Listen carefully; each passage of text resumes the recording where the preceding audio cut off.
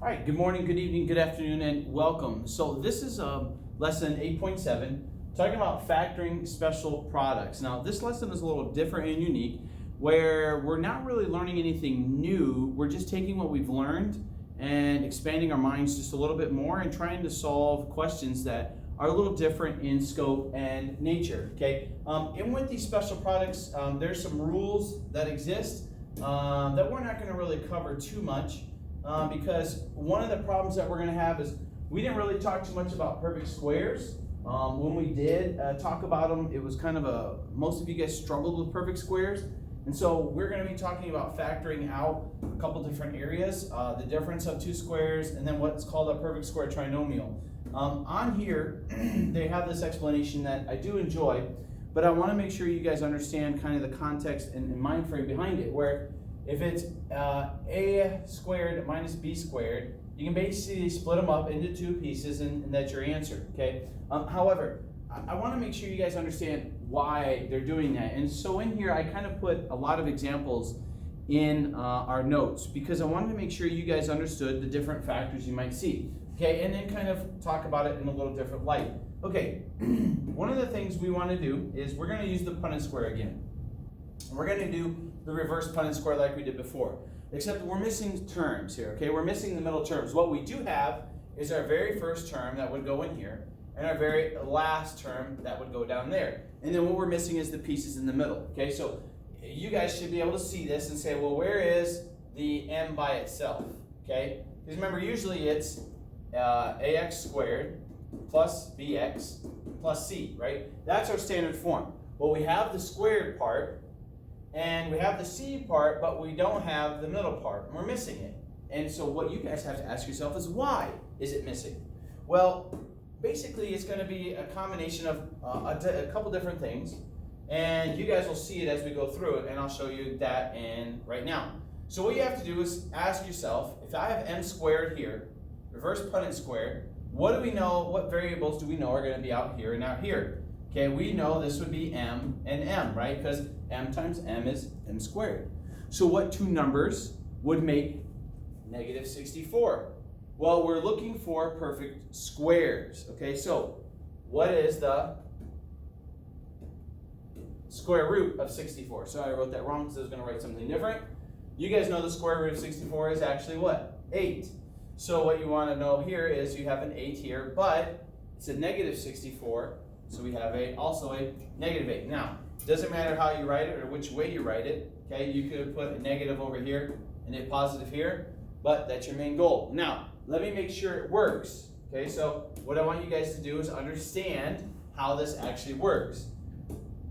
Double check your answer like this. Okay, what is 8m?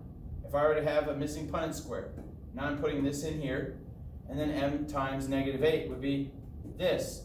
So you kind of see what happens. 8, it'd be 8 minus 8 cancels each other out, and what's left? Our original blue. So when we factor these out, we actually want to factor it out, and it'll be m plus 8 and m minus 8. Okay, hopefully you guys understand that. So now we're going to take, and I'm going to go much faster, but hopefully you guys kind of see the context. First term, last term, these don't exist. But you can make them and create them by understanding what this Punnett square is doing, right? Okay, so let's try this one here. All right, 16y squared, and then you have 81z squared, and it's negative. Okay, so same thing. If I took the square root, or what number would I have to put here to get 16? And it'd have to be the same number. It would be what? You guys know it would in fact be 4, right? 4 times 4. And then if I had a y, that'd be 4y squared. Multiply this together, you get 16y squared. Sweet, I got this box. Now let's focus on this. What's the square root? Or what number multiplied by itself would be 81? Well, we know that would be a negative 9 and a 9.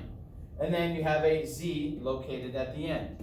Okay, same thing. If I put this back in a Punnett square like I'm supposed to do, okay, now with different colors, you guys can see this would be 36zy, and this would be negative 36zy. And what happens? They cancel each other out, which is why they don't exist in the first place, okay? So, what you guys need to know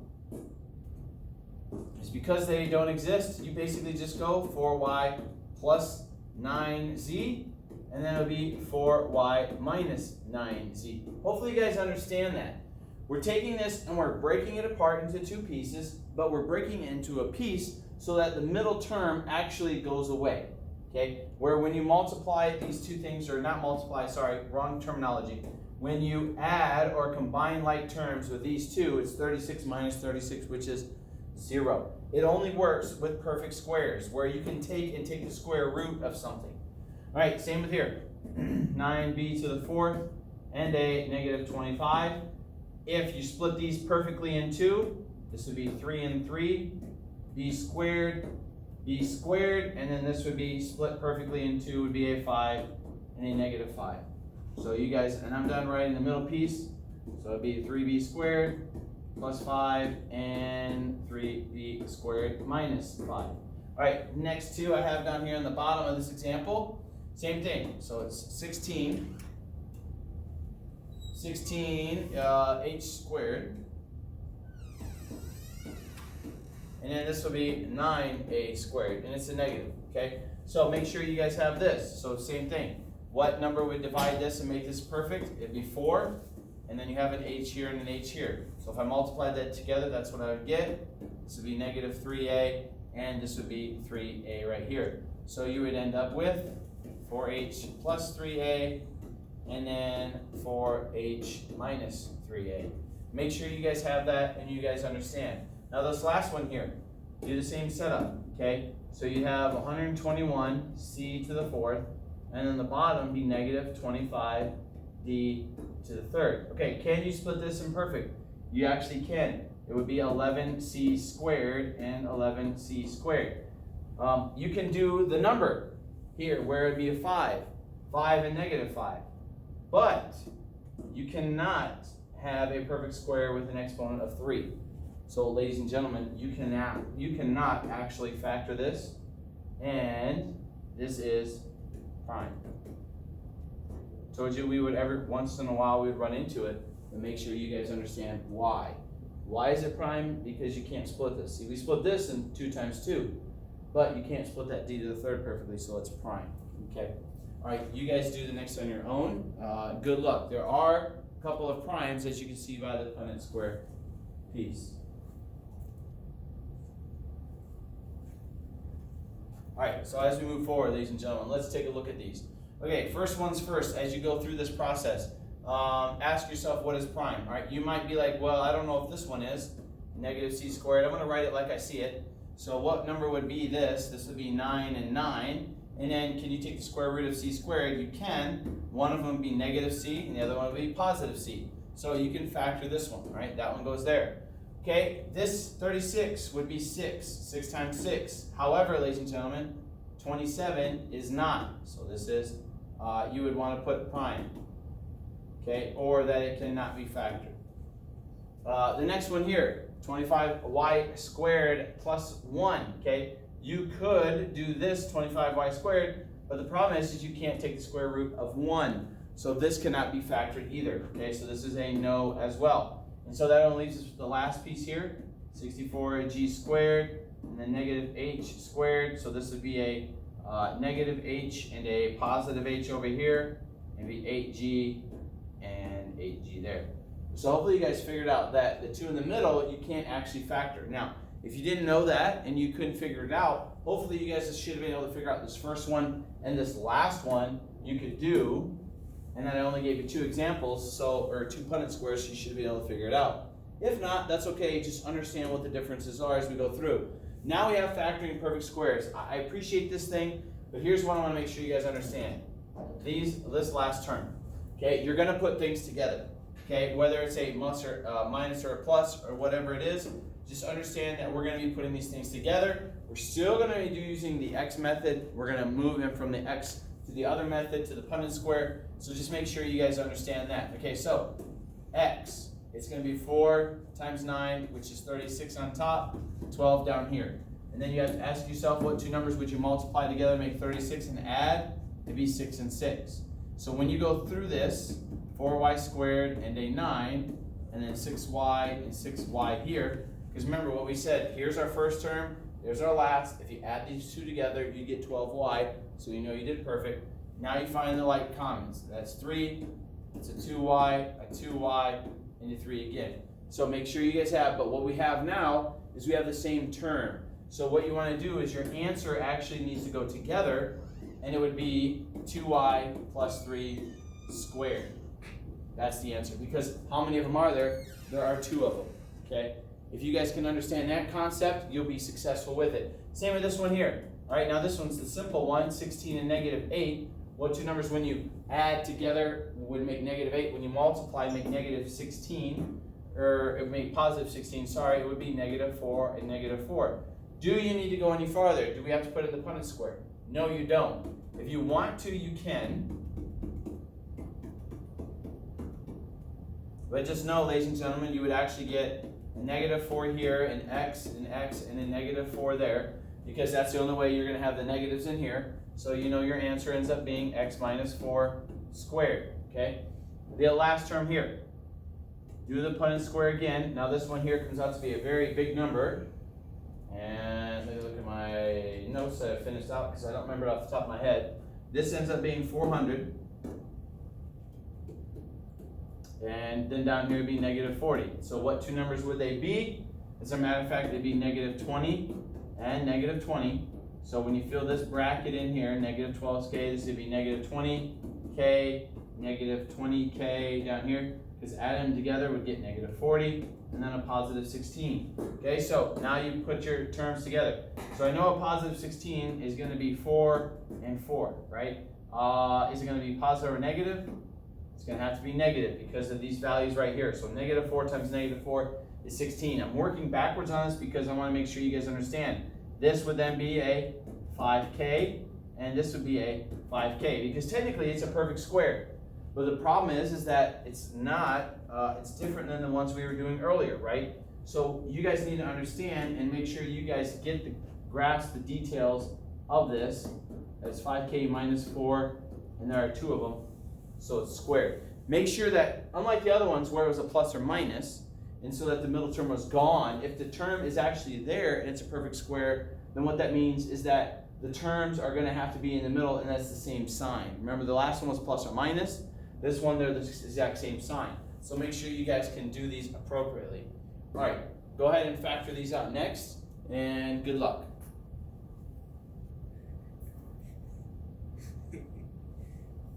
All right, next on here, hopefully you guys were able to fill these out. So 4x squared, when you fill out your bracket here, this would be 4 on top, a 4 on the bottom.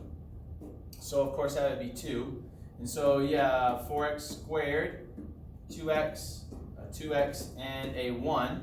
And as you go through this, you would say this is 1, and then you have a 2x and a 2x here. Make sure it works. It does. So my answer is 2x plus 1 squared.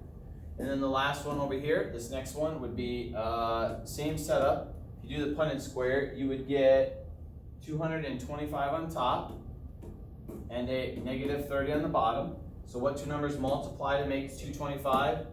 And then you add them would be negative 30, would be 15 and 15, both negatives. Then you do 2 9 squared here and a 25. And then you have your negative 15n, negative 15n. And then you go through this on this process here. Shut up, Julian. And you would actually go through this, right? So this would be 5. And then you go through here. Understand this would be a 5, but it has to be negative and a negative. And then you have a 3n and a 3n. All right, understand kind of the process of why we do this. Okay, so if you do not understand how we got these setups, please make sure you go back, you rewind the video, go back in time and watch the other ones as well. Okay, so this one here, 25 on top, a negative 10 on the bottom. So what two numbers would multiply and then add? It would be, of course, negative 5, negative 5. In this case, since they're both the same, I'm not actually going to use the Punnett square. Just know that it's k minus 5 squared. All right, simple enough when there's no 1. All right, now as we move on, here's the factoring methods. Okay, the first thing you guys need to look for is find and factor out, if there is any, a greatest common factor. like they have here, okay? 2x's across the board, so they factor it out. A lot of you get stumped when you see a 2 or a 3 and you don't factor it out. And then we do the Punnett square and it doesn't work, okay? The reason it's not working is because you're not factoring everything out, okay? Check for a difference of squares. Make sure it's a perfect, if it's a perfect trinomial or not. I'm not too concerned with that because if you guys know it's a perfect square like this, if you use the Punnett square, you'll be able to finish it off and punch it away right through that. And then the same with the last one. If you do the multiplication of using the Punnett square and the x method together, what you would do, or the diamond method, whatever you want to prefer to call it, you guys would be able to figure it out that you would get 4x plus 3 on the top, 4x plus 3 on the side, so it'd be the same thing. And then you would apply the factoring, okay? Either grouping, however you want to do it. Remember the 4 terms, that's kind of what we do there. Just understand the concepts, okay? All right, so first thing we're going to do is see if we can factor any of these out and pull out any greatest common factors. And if we can, great. If we cannot do it, we write prime. All right, I want to make sure you guys understand, if you're going to write the word prime, that you have to be very sure and positive that you are correct. Okay, first things first, does this share any numbers?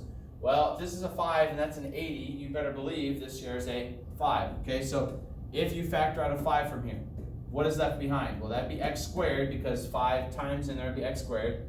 And you don't go a calculator, 80 divided by 5 would end up being 16. Okay, I notice now, ladies and gentlemen, this is in fact a perfect square. Okay, so you have x squared minus 16 here.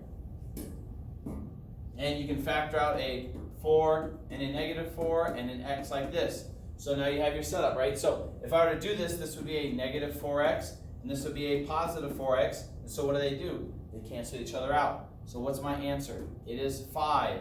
And then it would be x plus 4, x minus 4, okay? Those are some of the things you want to do. The next one, see if there's a greatest common factor. There isn't. See if there's a perfect square. There isn't. So now you just do a regular trinomial setup, okay? Remember, it's a times c, okay? You put that in the calculator, you end up getting negative 315, and then we have negative 6 on the bottom.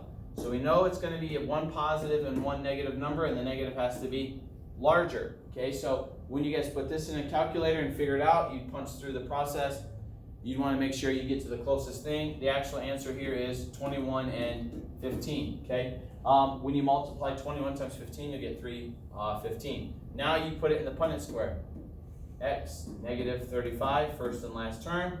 Then you have negative 21x and a 15x, and now you factor out what you can, right? So this would be a common of 5. This would be a common of 3x, and then this would be 3x as well. And then, because 3 times 5 is 15, and then as you go across the board here, this is going to have to be a negative 7, and so there's my answer. Okay, so we have 3x plus 5 and a 3x minus 7. All right, and then the last one here, see if you can factor anything out. You actually can. They do share a number, and it would be an even number of 2. Can you go any farther than that? No, you cannot, because this is a 9. Okay, x to the 4th plus 12x squared plus 4. All right, so now that you have that, though, you can actually go in and you can do your setups. Okay, so make sure you have your bracket as you go in here, 9x to the 4th. And then this would be, wait, I forgot. Sorry, let me do the Punnett square. All right, 9 times 4 is 36, and then 12. So this would be 6 and 6, right? So this is almost a perfect square now, all right, when I factored it out, right? So when I factored it out, 9 times 4 is 36. The b value is 12. What two numbers multiply and then add? They have that. And then you know the back end here would be 4. That's a 6x, and that's a 6x. So when you do the factorization of this, this would be a 2. That's a 2. And then going left to right would be a 3x squared. Because I did forget, this is actually squared. It's my bad. And then, because that's 12x squared, so it had to be 6x squared, so I forgot that. And then this top piece would be 3x squared as well. So now you can combine these two together.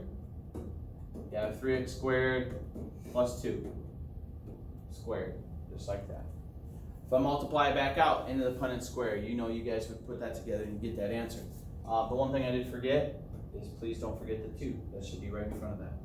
All right, if you have any questions about this one, it gets trickier, ladies and gentlemen, as we go along. You can't forget any of the pieces. If you do, you'll get it wrong. Especially I will as well. I mean, I'm prone to making mistakes as well, but I want to make sure you guys understand that if you take it slow, you should be able to catch your mistakes, okay? Kind of like what I did here. I'm like, well, that's not going to line up. That's only 1x. And I was going to figure out if there's only 1x between these two, then there's no way that's going to be an x squared, okay? So I identified my own mistake and I fixed it while I'm doing the work, which is why I tell you to always show your work. Your turn. What are you guys going to do? Next on here. By the way, ladies and gentlemen, that was the voice of Mr. Julian Gordon, if you were to watch it. Nobody wants to see your face. Oh, yeah. The Julian Gordon. Why are you here? The ASD. Ladies and gentlemen, After school detention. Get to class on time. Please don't be like Mr. Julian. All right, so as you go through here, on this, same thing, right? You factor out a 2 first, x squared minus 16, and you have x, negative, and a positive. So you would end up with x plus 4, and then x minus 4. Hopefully you guys saw the one previous one you did, that you'd be able to factor it out.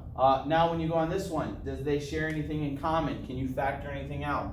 They share, 5 would be between these two, but not here, so you can't actually factor anything. So you multiply that in. All right, you'd end up with a negative 300. Is that right? Making sure I'm looking at the right one. Yep, negative 300. And then down here is a 5. So what two numbers, when you multiply together, would you get and subtract them? It'd be 20 and negative 15. Okay, so on here, 12x squared, and this would be 20x, negative 15x, and a negative 25. And then, ladies and gentlemen, factor things out, right? So this is a negative 5. This would be a, not a 2x, would be a 4x. And then vertically speaking, what do they share in common? It would be a 3x. Okay, so no 3 and negative 5 is 15. This would be 12. And then as I go across here, I know this would be 4 times 5 would make it 20. And 5 and a negative 5 would make it 25. All right, so there's your setup. Okay, you guys know how to put the rest of it together. Same one here. Factor out a 6 first. Then you have x squared minus, and then you would be 16 again. And if you have x squared minus 16, you guys should know that we're basically going down the same road as we are over here. It's plus 4 and minus 4. Any questions on that? Hope not. All right, so now, ladies and gentlemen, we are going to use a more complicated one, okay, where sometimes you have to do things twice to actually get the answer. All right, so we're going to use the technique more than once. So what I want you guys to understand is this is actually a perfect square right here. Okay, so this is a perfect square. So you put in here y to the 4th, and then down here it'd be negative 625. And here's what most of you guys don't know. A perfect square for this, if you do the math, would be y squared here, y squared here. Now we know one of these terms is going to be plus, one's going to be negative, right? So if you go in a calculator and you go 625, the square root of that, it would end up being 25, okay? So, ladies and gentlemen, this is going to be 25, and this is going to be 25, but one has to be negative. So, now we have our setup. It's y squared plus 25, and then y squared minus 25. But, can you factor this? The answer is no, you cannot. Can you factor this? The answer is actually, yes, you can. Okay, so this would turn into this problem right here. Okay, you can factor it down one more time, because this would be 5, negative 5, and then a y and a y.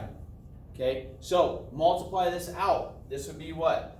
5y and negative 5y. So once again, these terms do what? They cancel each other out. So you end up with two terms here. Here's your original. It equals y squared plus 25. And then it'd be the rest of this. It should be y plus 5 and y minus 5, just like that. So there's that answer there. Now, ladies and gentlemen, when you're walking through this aspect, you can do the other one.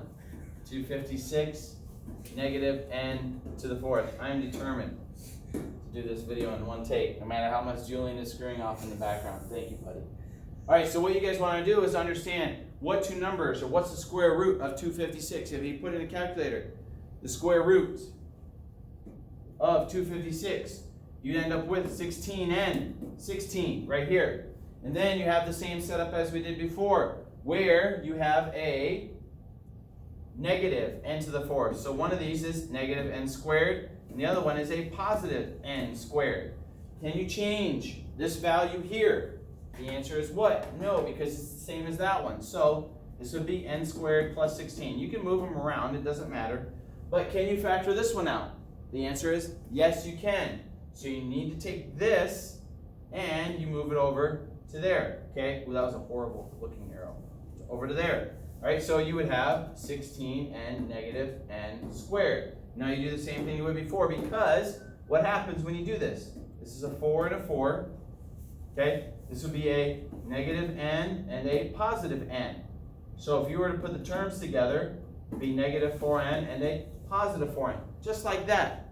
And so the n's would actually cancel each other out. So you'd end up with n squared. So your final answer ends up being 4 plus n, and then you have 4 minus n, just like that.